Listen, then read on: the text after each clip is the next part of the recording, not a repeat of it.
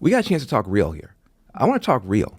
We pushed all our rebels out of this party. We had a rebellion in our party in 2016. It was called Bernie Sanders. In your opinion, was it rigged? I don't think there's any sane human being who doesn't believe that my campaign was taking on the entire establishment, including the DNC. Democratic establishment, facing a possible Bernie Sanders victory over their anointed candidate Joe Biden, launched a coordinated full-scale assault on Bernie Sanders and his supporters, branding them as sexist, racist, and misogynistic. The Bernie bros were known to have been horrible to women. And it's a particular problem with Sanders' supporters. Bernie Sanders has a unique situation in his campaign. His supporters have put women's lives, women of color's lives at risk. Bernie bros, again, they're pretty obnoxious, and they're very sexist and misogynist. Since then, the rebels in our party have been pushed out. RFK was a rebel inside of our party. He wanted to run against Joe Biden fair and square. The DNC wouldn't let him, pushed him out. You know, the party that I grew up with was the party of peace. It was the party of constitutional rights and civil rights. It was the party of that stood up to Wall Street and the big corporations. Today's Democratic Party is the party of war. It's the party of censorship. It's the party of surveillance. It's the party of big tech, big ag, big banking, the military-industrial complex, and big ag, and big food, and big pharma. And so I didn't leave the Democratic Party. The Democratic Party left me. You tried to run as a Democrat, and they locked you out. They wouldn't put you on the ballot. Don't forget, Elon Musk was a Andrew Yang Democrat 4 years ago. And presidential candidate Andrew Yang can count on Elon Musk for his vote. The Tesla CEO tweeted his support for the venture capitalist on Saturday, writing, I support Yang.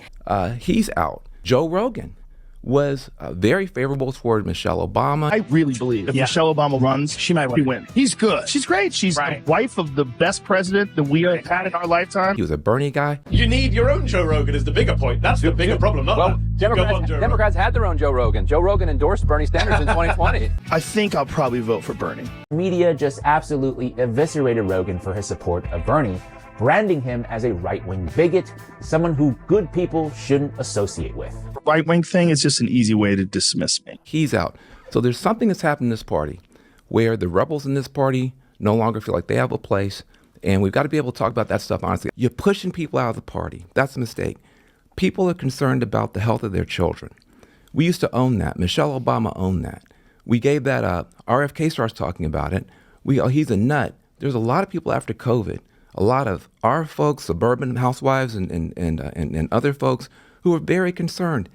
We could have talked about the issue. We didn't. We're pushing people out of this party. And the last thing I'll say is we've had 5 movements in a row in our party that rely on dehumanizing binaries, where you're putting down some people to lift somebody else up. I love all our movements up, but there's a moral flaw when every movement's got to put somebody down. Black Lives Matter, all white people are racist. That is not going to work. No, hold on a second. That is in fact a part of the ideology. You look at the climate movement. All traditional energy is evil. Look at Me Too. Look at now, if you're Jewish, you're a colonizer. If you're if you're for the Palestinians, you can do whatever you want to. The minute those red state governors started putting buses full of folks in front of Kamala's house and every place else, we were in deep trouble. Call those governors to the White House. Mm-hmm. Sit down and let's figure this thing out.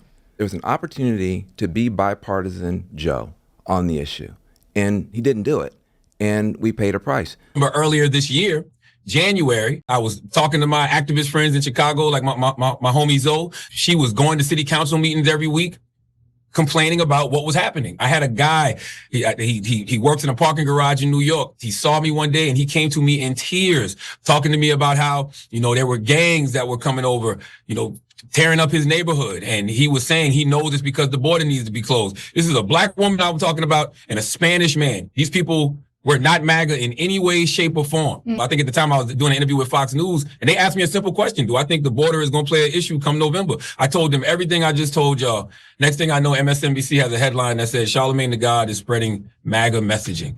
That is not MAGA messaging. And that is the Democrats dismissing what their base was actually telling them because they already had labeled the issue of the border a Republican MAGA issue. And it wasn't. It was an American issue. And it was people in their party, people in their base, or used to be in their base, complaining about it, and they didn't listen. There is a condescension There is a I'm right and you're wrong.